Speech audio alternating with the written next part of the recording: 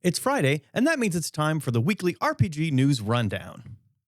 Paramount Plus has put the brakes on the Dungeons & Dragons TV series. The streaming network ordered the 8-episode series in January of last year to be co-produced by Hasbro. Hasbro says they'll do a creative update before trying to find the series a new home.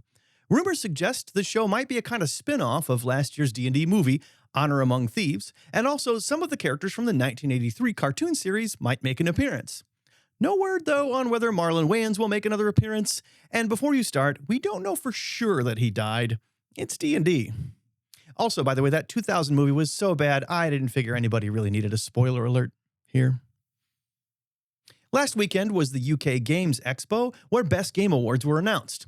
For Best Role-Playing Game, Old Gods of Appalachia from Monty Cook Games won the Judges Award, while the People's Choice was Salvage Union by Leyline Press.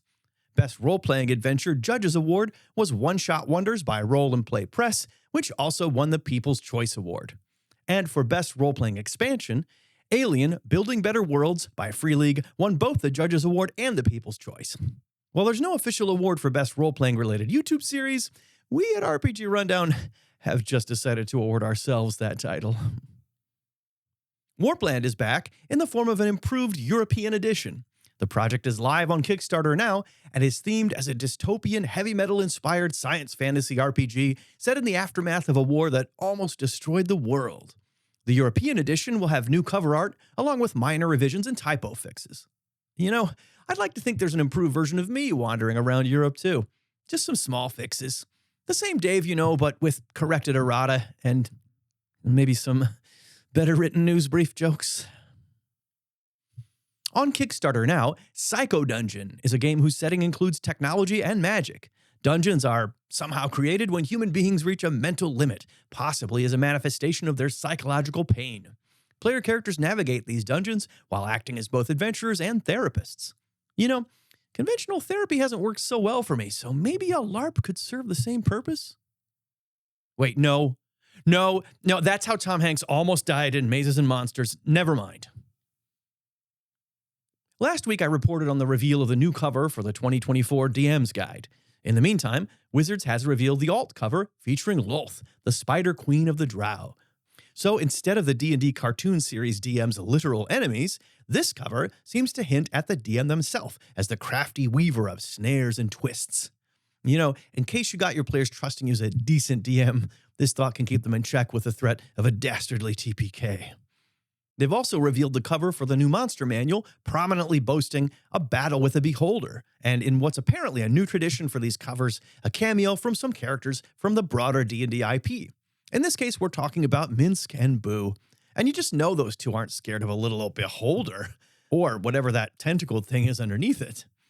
And finally, they revealed the alternate monster manual, cover 2, which features a pretty dastardly-looking mind flayer offering up a friendly little tadpole. You know, if you're feeling like a snack, well, then so is the Mind Flayer. Debuting at the UK Games Expo last weekend, Lillithea is a new setting for 5e based on the art of Anne Stokes. Stokes has done illustrations for many D&D core books, and this is available now as a quick start document that includes an introductory adventure with a core book to come later.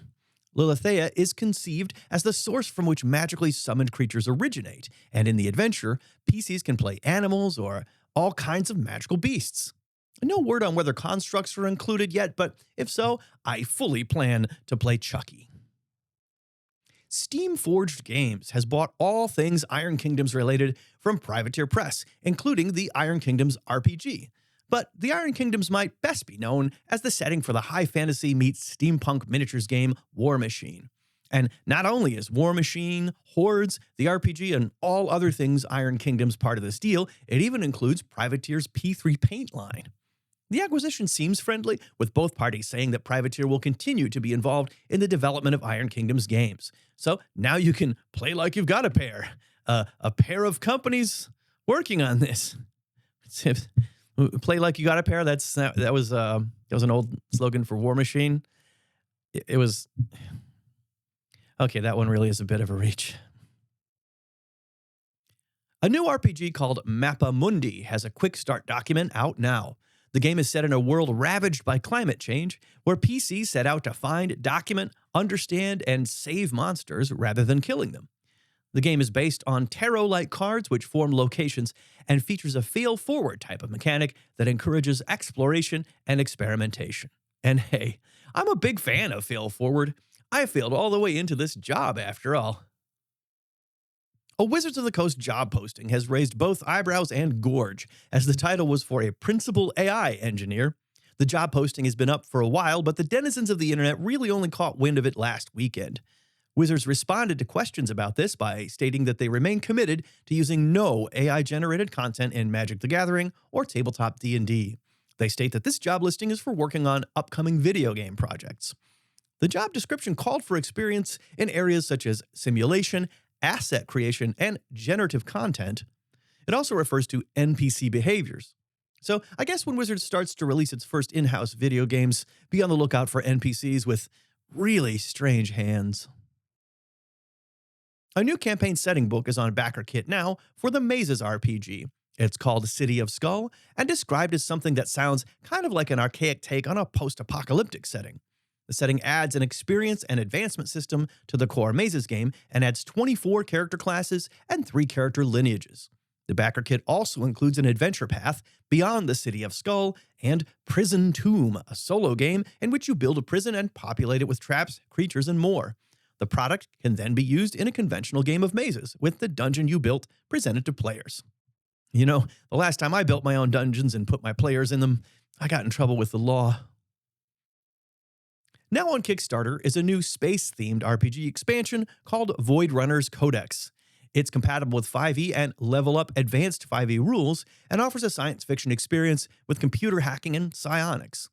The Kickstarter offers the core expansion reference, a Star Captain's Manual with more rules about starships and starship combat, and an introductory adventure.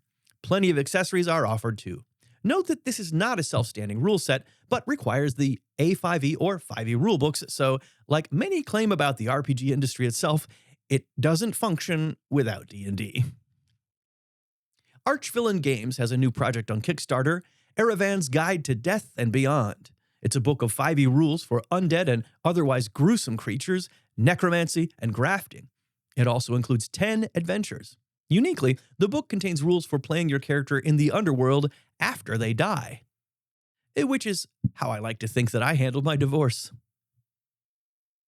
Adam Bedford has become the Chief Development Officer at Smiteworks, the company behind the popular virtual tabletop application Fantasy Grounds. Bedford was the founder of D&D Beyond and went on to work for Demiplane after Hasbro acquired D&D Beyond. And speaking of VTTs and Demiplane, Roll20 has announced its acquisition of Demiplane, which describes itself as a digital toolset for tabletop RPGs. What this means mostly is communication and character creation and management tools. Roll20 already has features like this, but pundits are saying that the enhanced tools in Demiplane take Roll20 a step closer to becoming something like D&D Beyond, as Demiplane's character tools in particular are considered easier to use than Roll20's.